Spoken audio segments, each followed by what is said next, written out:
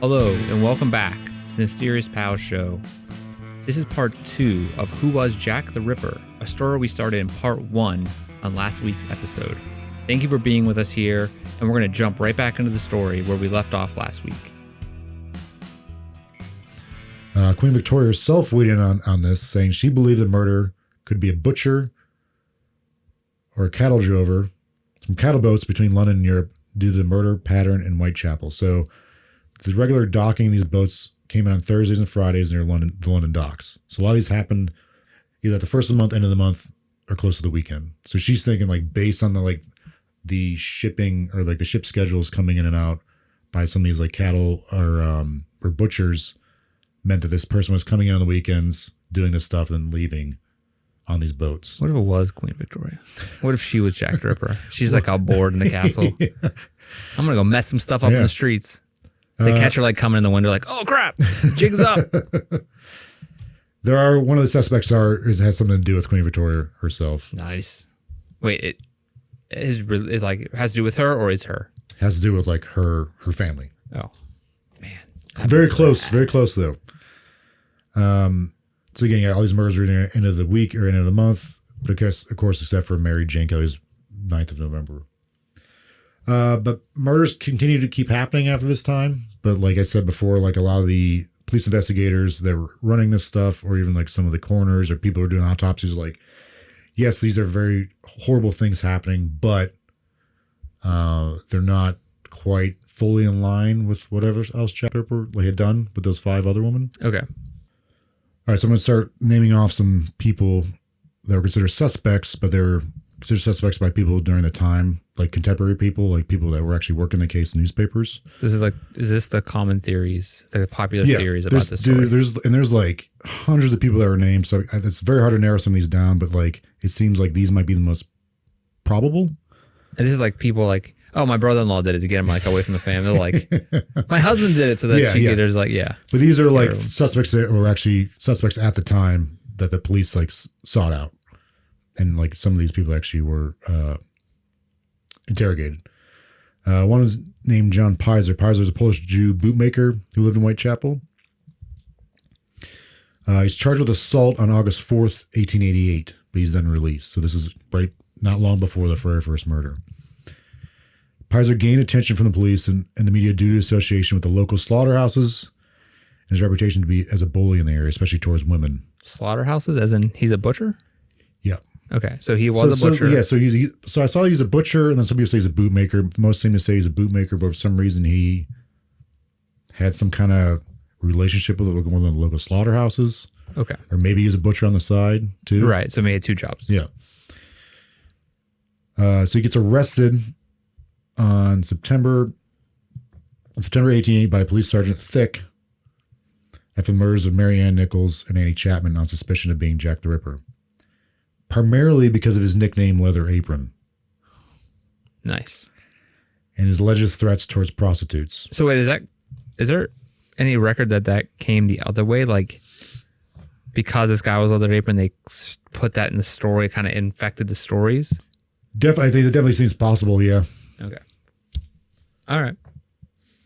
But he was soon released afterwards due to lack of evidence committing him for the crimes. He had 2 alibi for the 2 of the murders. He was out of town with family for one of them, and was actually talking to a police constable during the second one. I guess there's a fire going on. He's talking to the constable. The constable calls him, talking to him. He's so he could have been one of the murders. He's wiping the blood off, oh, look at this fire. This is crazy. But this police sergeant Thick, he was a very prominent person during all these investigations during the time, when this was all happening. He seemed to be right around there every time. It's weird. So it's kind of kind of surprised, he has the alibis, but see, he's later cleared of possibly even being a suspect. But this police sergeant was very adamant about this guy. Melvin McNaughton, he made a list of 3 possible suspects in 1894. So this all ended in 1888. He became the assistant police commissioner. So he didn't really have any direct involvement during the time of the Ripper cases, but he's still in charge, and they're still pursuing who Jack the Ripper was. But he came up with his 3 biggest possible people who he thinks were actual Jack the Ripper. Number 1 is Michael Ostrog. Mike Osterog was sent to an asylum after trial for petty crime in 1887. So he had to go to asylum for petty crime. A lot of police during that time were like, why are we sending him to asylum if he's doing a petty crime? But he pretended like he was insane, apparently. Oh, okay. This is whenever asylums were like actually asylums. Like lunatic asylums, yeah. Right. They kept saying lunatic, and I did feel right saying that, but like they can talk. They call them lunatic asylums. Like, quote. You're quoting it. Yes. Right, yeah. Okay. He gets released on March 10th, 1888, and just disappears. Oh, wouldn't you? If he's coming out of an asylum, like, these people would lock me up. This is crazy. He was a Russian-born conman who may or may not have had medical knowledge. He claimed he was a surgeon in the the Russian Navy. Of course he would say that. Like, of course, a person that's crazy, unless he was smart enough to, get out of prison. Yeah. Right. I mean, he was a con man. He gets later ruled out not until the 1990s by a historian named Philip Sugden. Sugden found records stating that Osterog was actually in prison in France during the murders. Okay. So he's in prison. Yeah. One prison to the other. But this isn't found until the 1990s. Because what ended up happening was... 1990s or 1890s? 1990s. Whoa. So when I was trying to find a lot of the police reports, like actual like police documents, and apparently a lot of them got lost during the Blitz during World War II. Oh, okay. So a lot of these they're still out there, but like a lot of these weren't being discovered until like many years later. Like clearly, like this guy found it in 1990, like 100 something years later. The Amber Room, and then these papers were all next to each other when they got blown up. Check out the Amber Room episode. The second person that Melville mentions could be a possible suspect for Jack the Ripper is Aaron Kosminski. He was a Polish Jewish immigrant from Russia who lived in Whitechapel. He was a hairdresser by profession and suffered from mental health issues, reportedly exhibiting violent tendencies. Do hairdressers this time learn about anatomy? Yes, as they all do. But in the years following the Ripper murders, there were several mentions of Kosminski in police documents and testimonies. According to some of these sources, he was identified by a witness, but the evidence against him was considered circumstantial. It's also stated that a witness who was also Jewish, but didn't want to go on record stating that Aaron was this man because he's a fellow Jewish person. Because again, during this time, there's all this anti-Semitism, so he's like, this will only aid into what's happening right now. Okay, so he didn't want to incriminate a fellow Jewish person. Melville mentions Kosminski as had strong homicidal tendencies towards women, especially prostitutes. Kosminski was eventually committed to a mental institution in 1889, where he spent the rest of his life. He was committed in 1889. The murders stopped happening in 1888. That's a pretty good one. Although he is a hairdresser, right? Unless he's studying anatomy on the side. Yeah, I mean, yeah, he would have some sharp objects, though. You're right. Does he have time to practice dissecting people? Yeah, that's what I mean. Like, the whole problem with this is, again, these are all, and like this is one of the guys. This assistant police chief this is one of his best theories is this man, and that's like pretty. It seems like pretty thin. Yeah. To like oh, he might be him. But also, did all the victims have nicely like haircuts and then they're cut open? Like they all had blowouts. Yeah. Nice perms. Which have come back, by the way. Perms have? Yeah. High school kids get perms. Really?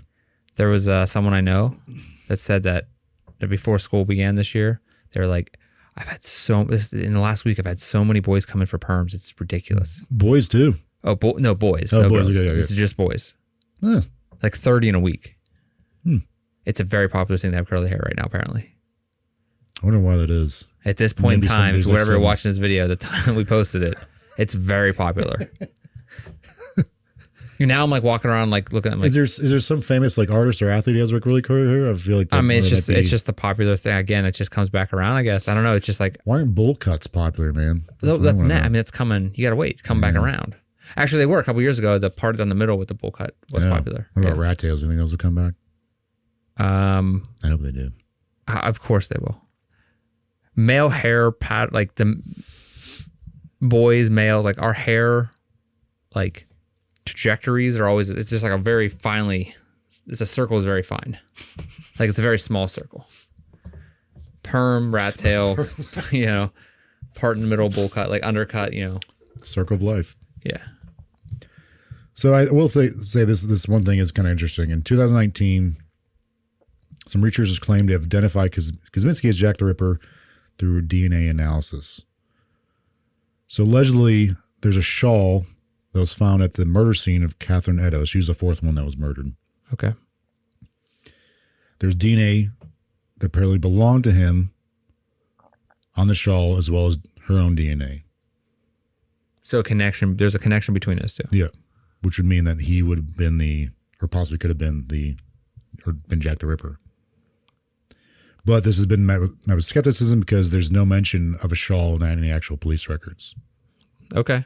I mean, they just found a shawl and were like, this is it. This was there. But both their DNAs are on it, which for that amount of time, I mean. Yeah, but also like some people have denied that like that's either DNA would have been on there. But we're reading the police, like there are some like reports of what was found at the murder scene. This one website I kept going to is called Casebook. It's called www.casebook.org, and it's very thorough on there. And they had listings of what was on the possession of the murder victims, what was found around them. So I kept back and going and looking. I'm like, I didn't see anything mentioned of a shawl being found there. So, but I do think that's interesting that both DNA would be on this thing. Yeah, if it's actually real. The most likely suspect, he believed, this Melville assistant police chief, that was Montague John Druitt. He believed Druitt was a doctor, but in reality, he was actually the son of a doctor. He was actually a lawyer and a teacher. But I guess he could have, like, theoretically have some knowledge of human anatomy, maybe from his doctor, maybe if his doctor father, like maybe he might have heard some things or saw his dad work. But I think practicing, like doing that for like the first victim was disemboweled, right? And yeah. so being able to find those things, cut them out so specifically. Mm-hmm. It's not like he was just hacking away and unless those things were all messed up and they're just kind of ripped out. Like, he only had so much time to do this though, too. Like he had to do it really quickly. Yeah, he had to know where that stuff was. Exactly where it was, yeah. And do it in a way that's not going to make a whole mess along. I mean, obviously it was a mess, but I think all three of these guys are pretty flimsy. I mean, they have to find someone. Yeah, one, he thought the guy was a doctor, but he wasn't. I bet you everybody in the world at this point, everybody in Whitechapel and London are just like, find someone. Yeah. I mean, we still see that today. Yeah. Find someone, pin it on someone. Yeah, so we can stop talking about this. But here's the thing: Druitt's body was found in the Thames River on December 31st. That year, 1888. That year, yeah. So right before 1889. Again, killings are done at this point, at least of the canonical five. Some claim he drowned himself out of guilt for committing the murders. Convenient. He also says in this memorandum that he wrote about who he thought the three people were, he states that he has private information that Druitt's family believe him to be the Ripper. That this guy's own family believe him to be the Ripper. That's all that's really stated about that. That's kind of strange that his family are saying that he's the Ripper. Yeah. Because they want to sell likeness. But could never go on, but it was never done on record. Right. So again, like, who knows? Like his seventh cousin removed twice, whatever, you know. Who never liked him. Yeah. He was like, that guy's the Ripper. He called me the Ripper sometimes. Yeah. So that's it for the Melville's three suspects. Again, I think they all seem kind of flimsy. A Chief Inspector Frederick Alberine of Scotland Yard, who worked during the murder, believed the Ripper to be a Serwin Klasowski, but a.k.a. George Chapman. Why a.k.a. George Chapman? Because he moved around a lot. I wanted to have like a more common name to fit in. Gotcha. Blend in, maybe. Remember that guy that I said his name, Philip Sugden, that found the records of the one victim or suspect being in France during the murders. This guy, he's a modern day historian. He believes that this George Chapman to be the best suspect. George Chapman was a Polish-born, and he moved to London in 1887 or around 1888, shortly before the first murder. He worked as a barber. Nice. Coincidentally, he left shortly after the fifth murder, but I think he came back to the United States. Because at one point he was in the United States as well. Chapman's name came up in the Ripper investigations due to the suspicious background and series of deaths linked to him. He was abusive and misogynist. Abusive and misogynist. Wasn't that I imagine like most males at the time? I think so, yeah. Society was abusive and misogynist? Smacked around their wives. Yeah. In 1903, Chapman was arrested and later convinced for poisoning his common-law wife, Maud Marsh. During the investigation, it was revealed that he had been previously married to 2 other women who both died under mysterious circumstances, poisoning. Were they ripped open? Probably not. Probably not the guy. He was hung later that same year. But again, poisoning is not like the modus operandi of the MO of... Makes no sense. Yeah. Why? I mean, yes, I'm sure there's lots of people running around doing the same crap at this time that never were caught. 1913, Chief Inspector John Littlechild names Francis Tumblety as a primary suspect. What was that last name again? Tumblety. John Littlechild, Chief Inspector. No, the other one. Tumblety. He names Francis Tumblety. I said Tumblety. Frankie maybe T. Tumblety. Tumblety was an Irish American who amassed wealth by posing as an Indian herb doctor in the United States and Canada. He was widely regarded as misogynistic and a fraud. It's the MO for a lot of these guys. Yeah. Yeah. It's kind of, it's all the same. He was linked to a patient's death in Boston, but he evaded prosecution after a brief imprisonment. Tumblety openly despised women, especially prostitutes, claiming a bitter sentiment due to a failed marriage to a sex worker. He hosted a dinner party displaying women's reproductive organs, bragging that they came from various women, like races of women. He had a party of that? Yeah. So remember you're saying how like the people would like display the mummies. Maybe it's kind of along the same things. Like, look at all these.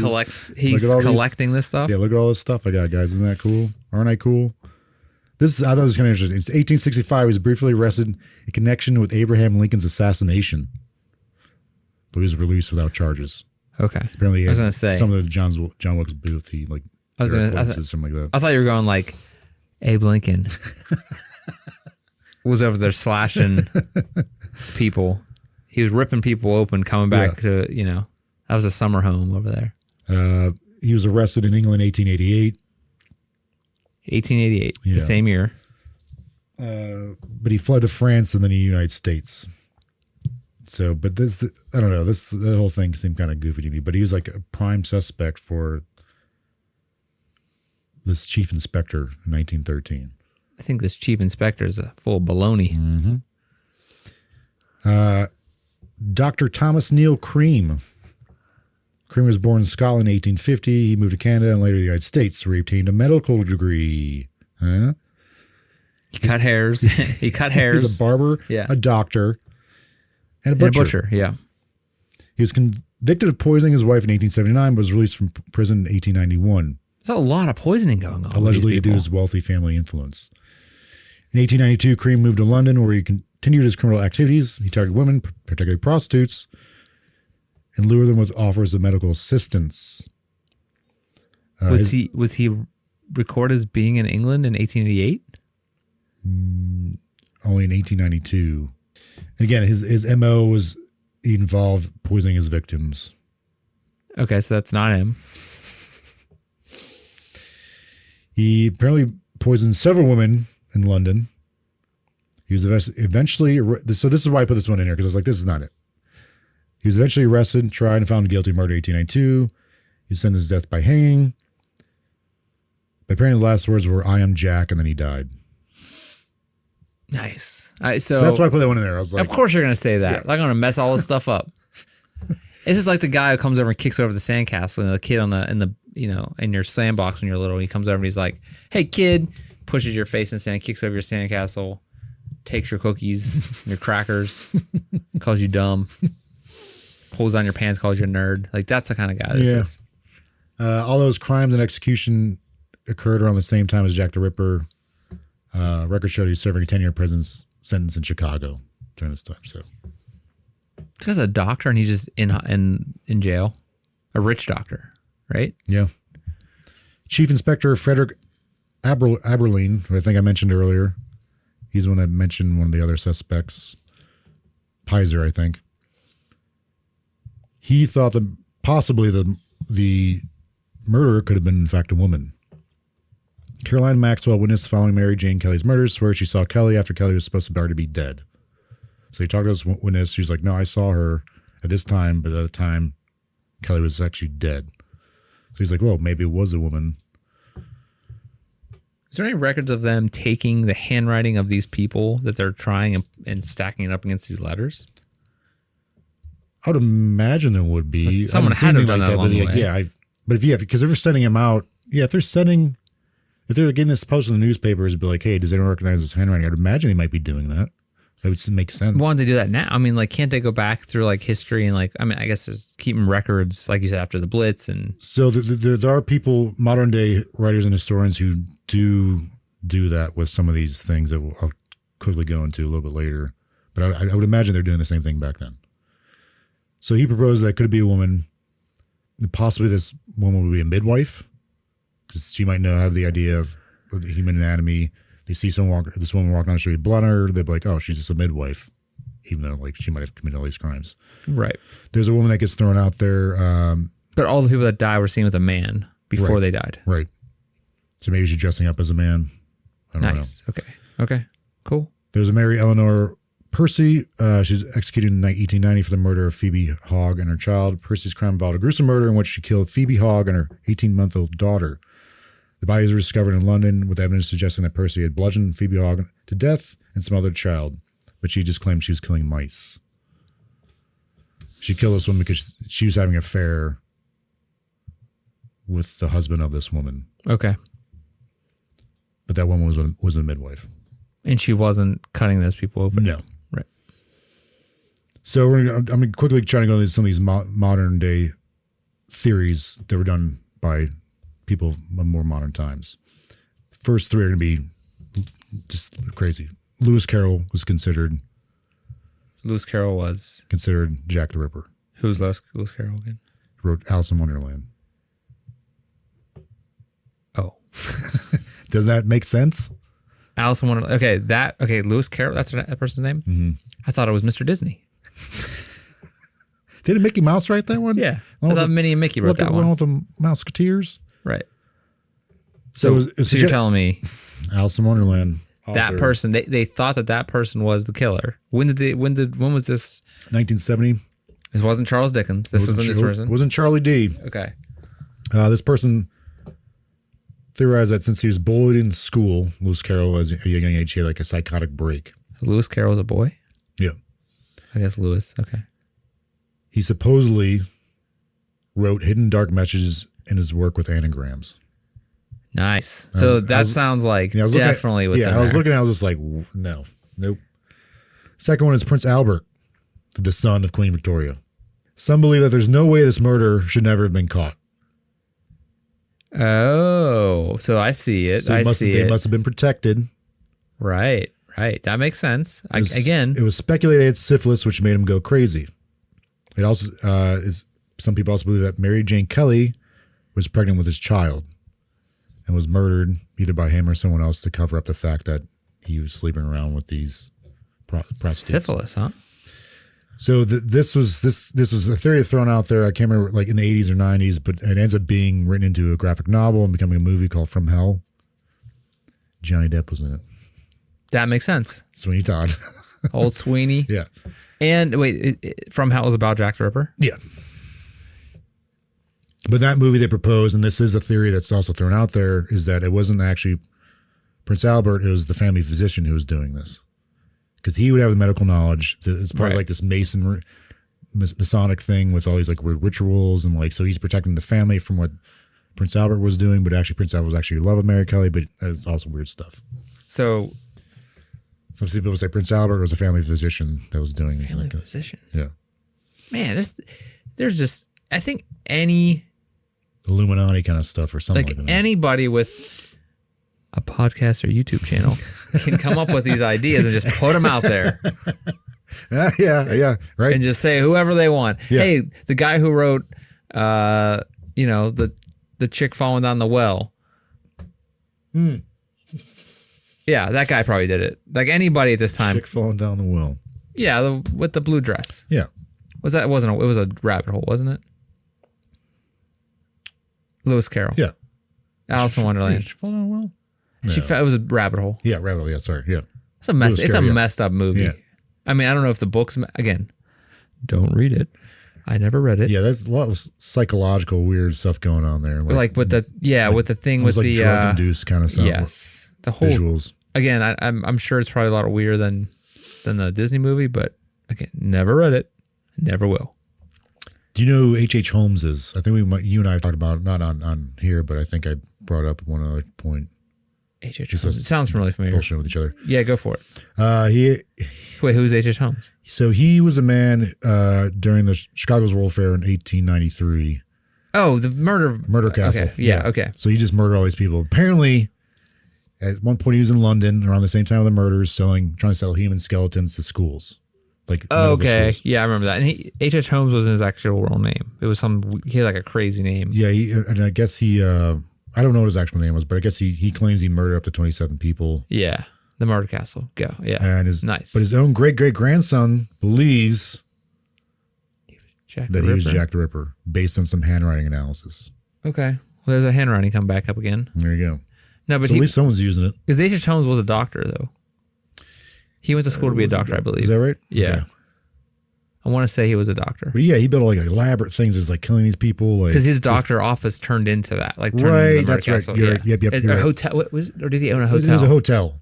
But was he a doctor? I think he might have had medical background. Something. Yeah. He went to school for PM. Okay. Yeah. I'm sure we'll get corrections. One possible modern thing that was thrown out there was Joseph Barnett. The boyfriend or husband or friend of Mary Kelly. The theory is he loved Mary Kelly, didn't like her being a prostitute, so he decided to murder the other prostitutes to try and push her to get off the street. Put that fear in her. She didn't know he was doing this, but he was like. And Mary Kelly was the third person? Fifth one, the one that had the terrible death. Okay. The one that lived in the room. Yeah. Was he a doctor? No. He's probably a barber. He was something to do with fishermen. Okay. He know how to gut things and stuff like that. Oh, okay. A fishmonger. Is that what that is? Yeah. What's a monger? Is that the one that just sells stuff? It sells it, yeah. That's such a great word, monger. Joey Monger. Joey Mongers. Jordan Monger. He was doing these murders in order for her to get spooked and be like, maybe I shouldn't be a prostitute. Yeah, okay. And then eventually he just boiled over. I'm in love with you. And then she found out, murders her instead. He has a knowledge of how to get in the room, or he might have had a key to get in the room and then lock it as he left. Because remember, it was locked. The door was locked. Right. That was a weird thing. He would know how to get in there, not the fact that you're oh, maybe I'll put my hand in the window, see if I can unlock the door that's right here. I could do that, but you know the knowledge of that. Because she was in there destroyed, and he left and locked. Whoever it was locked the door when they left from the inside. Unless he had a key to unlock it from the outside, because he would have had a key to this place because he lived there at one point. His age, height, and size matched that of some witness accounts. What about his handwriting? No handwriting for this guy. He fits the FBI's psychological profile of this man. Okay. It makes sense. It goes back to having some kind of knowledge, which he did something with the fish. Right. So he knew how to use a knife. Yes. And the last one I got for you, this is proposed this year by Sarah Bax Horton. She was a descendant of a police officer who actually worked the Jack the Ripper case. She proposes Hyams. That's a fake name. That's a name? Hyams. Hyams. Okay.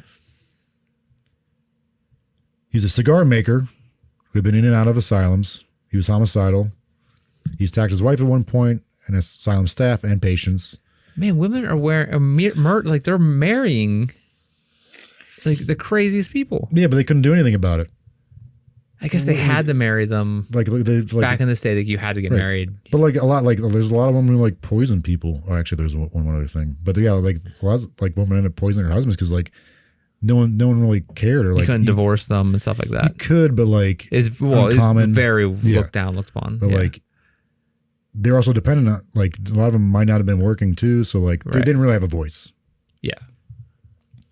So this man also had epilepsy, which causes mental state to deteriorate He became more violent. Apparently, he had like a really bad arm that he couldn't use. He had a weird gait to his walk, which a lot of people, what does it say? There was he had a weird gait. Walking gait. Okay. Yeah. So this guy was, or like the people they saw with the other victims. Yeah, with them said he some kind of weird gait to his walk, which this man had. Then he was in and out of institutions, and the murders. He ended up dying in his final institution. That's when the murders stopped happening. So this will be the last one. We're talking about handwriting. There's something called the Maybrick Diary. The Maybrick Diary is a purported journal allegedly written by James Maybrick, who's claimed to be Jack the Ripper. Who in it is claimed to be Jack the Ripper. It was brought to public attention in 1992 when a man named Michael Barrett came forward with a diary. According to Barrett, he had obtained the diary from a friend whose family had owned it for many years. The diary describes in graphic detail the infamous Whitechapel murders attributed to Jack the Ripper. It includes information about the killer's motives and mindset. The diary also mentions personal details about James Maybrick's life, connecting to the crimes. However, it doesn't actually say in the diary there's a James Maybrick writing this at any point. So this has intimate knowledge of the murders, but also has knowledge of this particular guy, James Maybrick's life. And he doesn't do. But at no point it's like, this is James today talking about this. James the Ripper. They're like Jambone Ripper. They called him James Ripper, so it wasn't him, obviously. So going back to what you said, like with the handwritten thing, like people today were able to find James Maybrick's will. And they saw the writing in that, and the writing in the diary do not match. So it's going back to what you say, like, aren't people getting handwriting samples from this stuff? Right, okay. At one point, though, Barrett, the guy who discovered this diary, or was given to him, in 1985, 3 years later after this comes out, this diary's here, Barrett and his wife, Anne, confessed that they forged the document. However, Anne later retracts that after they got divorced, saying that they did not forge the document. Well, the document said what again? The document ends in the diary. Okay. Yeah, okay. sorry. Okay. Yeah, that's what I was trying to. Also, Maybrick died by poisoning from his wife, I'm pretty sure. Man, poison was just flowing in these streets. Yeah. You could just do whatever. You could poison anything. How would they know it was poison? I mean, science was there to figure that stuff out. Okay. Like doctors are able to figure that stuff out. They couldn't figure out how to put feces under the street that it would stop making people sick, but they figured out poison. Let's just poop in the street and dump this buck people out the keep window. getting cholera, but hey. Don't worry about plumbing. Yeah. But hey, we have the greatest poisons ever, and we can figure out who gets poisoned, but we can't figure out why cholera is a thing. God forbid we wash our hands, though. Right. So what gets me with this stuff is like, what is Jack the Ripper's motive, or Jill the Ripper's motive? It seems that you're asking me? Yeah, just like that's when I was looking at all this stuff. Like, there has to be like, what's the reasoning behind this person doing this? It seems that his motive is wanting to learn about the human, like wanting to tear apart the human body and understand it, maybe, while also having a vengeful something against women. Like, why else would he tear apart a body like that? Like, why would you? Obviously, he's a lot of it was done. These women has to deal with like their female anatomy too, right? And they were all mostly considered prostitutes. So is he doing this? It's not like he's doing it to like women that are like not prostitutes, though. Too right. So is it some kind of moral religious thing? He's like, I'm doing the right thing, and they don't deserve these parts to carry a child, or and like doing what they're doing. Like, is it moral? So, but. Most of them, three were English, or two of them were English, one was Irish, one was Swedish. So it's not, you couldn't really. It wasn't all Jewish people. Yeah. It wasn't all British people. Yeah. So it wasn't like, probably wasn't fueled by a hate for xenophobia. Right. It was more of like the xenophobia came in by the people investigating it. Yeah, there's a general public, because at one of the crime scenes there was some kind of weird writing. I forgot to put in here, but something about Jewish people was found like very close to one of the bodies, and the person that first detected the camera scene told him to like wipe it off the wall. But it had something very anti-Semitic about it. Okay. So is he murdering these prostitutes out of moral reasons or religious reasons, or is he murdering prostitutes because like he might think no one really cares about these people? They might not really have family attachments. So he wants to just have fun with them. Yeah, just because like he's interested. No one might really care about these people. You know, is it more of like he wants to dissect people, or does he actually get some kind of thrill out of killing them? Right. And dissecting them? Or is he like trying to hide shove an urge down? Like by doing this, he's like, and the way he's doing it, he's like silencing an urge for a little bit. Some kind of mental. Yeah. He's feeding an urge. Yeah. But he only does it 5 times. Yeah. Then does he get his fill? Does he die? Does he move to another country and start doing this stuff? But I guess you'd probably, but at this point in history, if he moved to a different country and the same type of things happened, they would have just said sure, yeah, about it. Unless it was like some other country, as far as like not European country where they maybe don't have the records or maybe don't have the connection, the ability to connect at this point in time. Like I'm not saying less civilized, I'm saying a society that at this point in history doesn't have the resources to research. Like someone dies, they don't have the resources to like follow up on it. They don't have the background knowing what's going on in England to connect the dots. But you'd figured someone at this point would have stumbled upon that in history. Yeah. And it seems like once a year, someone's like, oh, I know Jack the Ripper is now. I know Jack the Ripper is now. Yeah. It's in the news a lot. Yeah. More often than you would think it would be. Also, like, he's doing this in like public places. Yep. So, and I think do you think it could be as in like a, look at my work kind of thing, like look what I've done. But the last one wasn't. Right, but he did leave it for people to find. He would have. Right, he didn't move the bodies anywhere. She didn't move the bodies anywhere.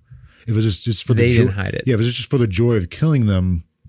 Why would he feel the need to like leave them? Why wouldn't he take these other find ways to bring these other women to another more remote place to do something like this? It seems that there's so much going on while also not having the ability to do. They were only being able to investigate as much as they could based on resources, based on the technology at the time. I mean, there might have been tons of fingerprints everywhere. Like, did they have the technology to analyze fingerprints? I'd imagine they had something like that, but like there must have been something like DNA. If they had DNA at the time, this guy would have been caught. Yeah. But they didn't. And so was this type of stuff going around everywhere else in the world at this level? Not like this, no. Is it just because this is a Western view of these murders? They are so gruesome, but also you said people are getting poisoned every other day. Yeah, right. Yeah. So why is it these murders boiled to the top? Just because of the letters? The letters. No one was found. Like no suspect was captured. But I think the nature in which these women were murdered, right, is what is like the first thing I think, at least in the Western world, that anyone's seen anything like that. Yeah, I guess there's like that theory of like, or not the theory, but like the idea of like, why was Vlad Dracula so romanticized? It's because he just was jamming people on spikes. Yeah. There's the gruesome way he was doing it. Sure, was what caught on in history. Yeah, it wasn't so much that he was. I mean, there's also stuff going on, but I'm saying in general, the reason why we really know about him, especially in the spooky seasons, is because of what he did. Right. To people at that time. But have you ever heard of any other like suspects thrown out there? Because again, like there's tons of people that are thrown out there. Besides Johnny Depp and Leo, besides like the common ones, I never heard very specifics on the people. So that's what I learned tonight, is about like specific people and how they were connected. Okay. Like that Barnett. Barnett, yeah. Like how he was connected. Barnett, yeah. Like you can't go through society, being interested in history, you're going to stumble upon videos about this and documentaries about this, and it's going to be probably talked about in school a little bit here and there. But Western civilizations is there's things in Western civilization that, like, if you're talking about crime and like the way criminology, Jack the Ripper is going to come up. Of course, yeah. I think it's interesting that he was so successful, but also that it was so quick. Yeah. It was almost like Henry Avery. Yeah. In and out. He hit it and got out. Yeah. So like, why would he stop? or she stopped. He had to have died or been That's what I'm thinking. imprisoned or killed himself. If it was a prostitute, was then who was doing this? Another sex worker. Did they get murdered? Did they poisoned? Was it this guy's wife poisoned them? I also remember too, like, I forget where I was watching, but like serial killers, like they at some point or another, like they want to return to the scene of the crime. A lot of times, like they like to want to help the police or act like they want to help the police because so like I wonder if like someone ever ingratiate themselves with the police. Yeah, it could have been a police officer. Yeah, I wonder if like anyone did anything like that, like, and they didn't know to look for it. Yeah, let me know if you guys need anything. Like, especially what's going on here. It's not so much if you need help at this point in time. I imagine because of the location, cops are like, we got the rich Victorian people. They need us right now. So hey, the new guy on the force, go take care of this. And they collect the data, to collect the crime scene. Right.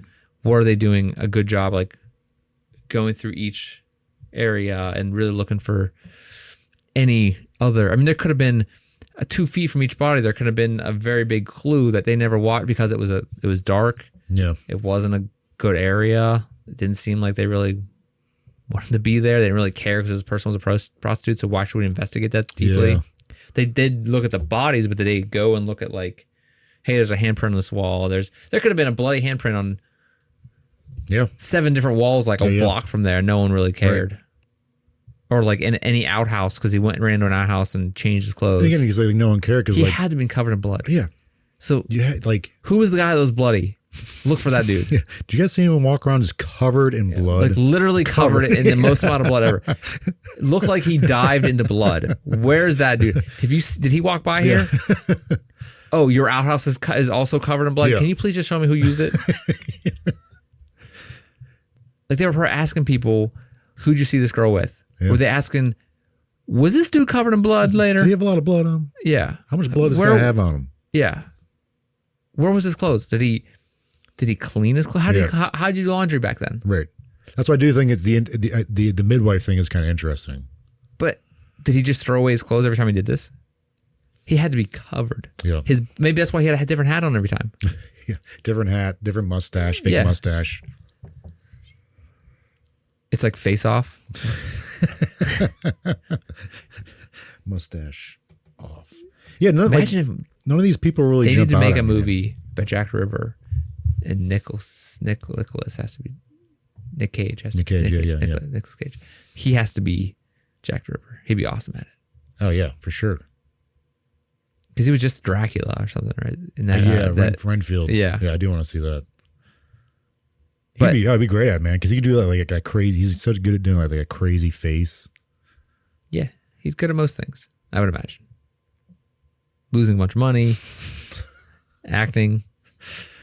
I mean, I think there's being famous, losing, being famous, and being famous again. And ironically, just being just a rad dude. Yeah. Like he's just a cool guy, I guess. I mean, I don't know what he does in his personal life, but so I think are we establishing as the mysterious powers, are we establishing any type of, this thing is running long. We may even cut this up into 2 episodes. I'm going to say that right now.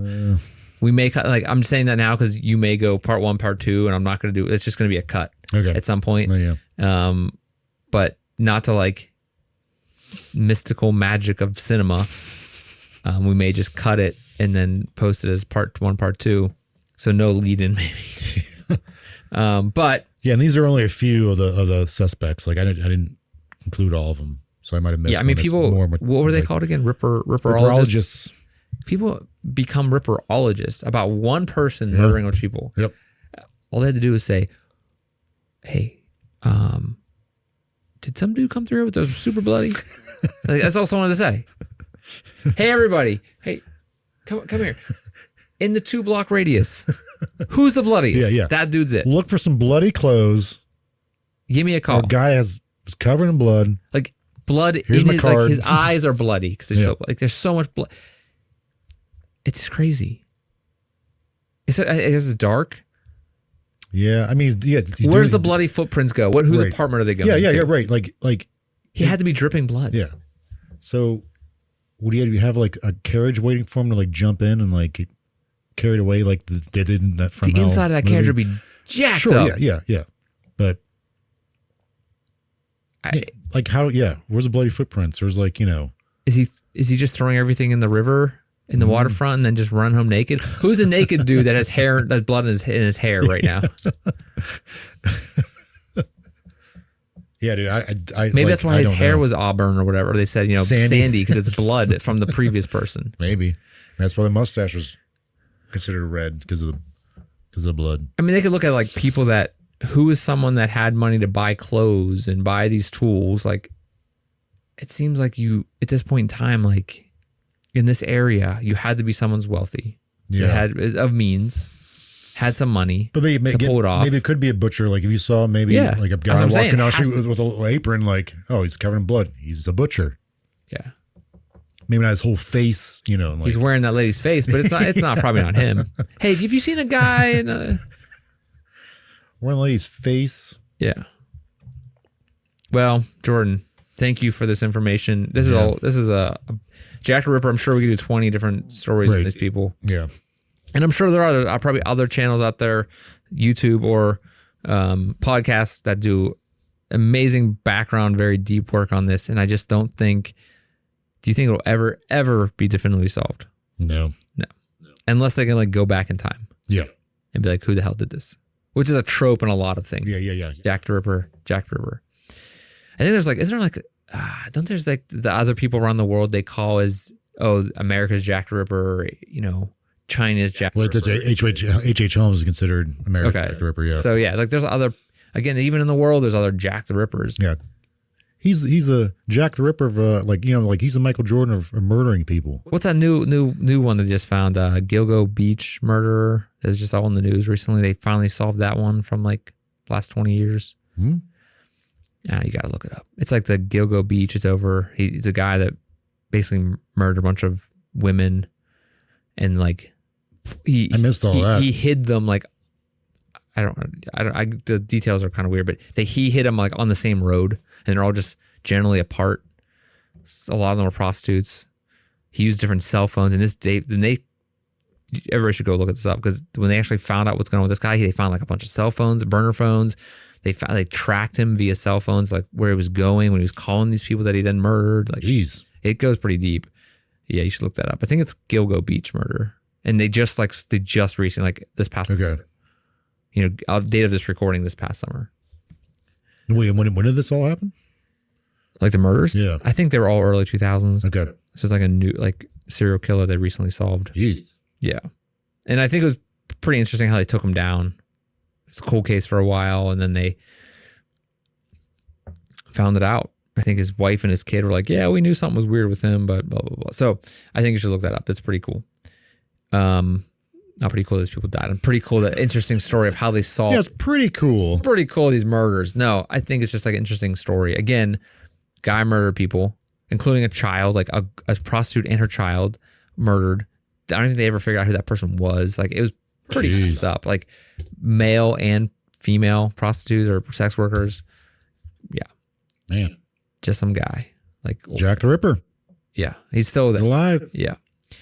So thank you to everybody listening or watching us, or however you're getting this information in this episode. We do have socials. We are on, Instagram, Twitter, Facebook. So on Instagram and Twitter, or Instagram and Facebook, we're at Mysterious Pals. At Twitter X, we're at mystery_pals. Yes. Someone stole a damn thing. And we're on Threads. We got Threads going, which is the same as that's at Mysterious Pals. Yeah. And obviously, if you're listening on podcasts, look us up on YouTube. Mm-hmm. You could also find us on, if you go to mysteriously.com, it takes us to a link tree. Will link us to all the social stuff. If you're listening to us on a podcast feed, go watch us on YouTube. We would, if you liked us, in either case, please follow or subscribe. It really would help us out as we're trying to build something here. That really helps us out. Those numbers gets us some type of connection to something. Yeah, helps us out in some ways. So please do that. Either follow us if you're listening to podcasts, subscribe if you're on YouTube, or do both, or vice versa. Whatever. As long as you do something to help us out, that's great. If not, No big deal. Just stop back whenever you want. We don't care. We're just happy to be here. So Jordan, thank you again for this episode. And thank you to all the listeners out there again, or watchers, however. And we will see you next time with a mysterious episode. Stay mysterious. Stay mysterious, friends. Good night.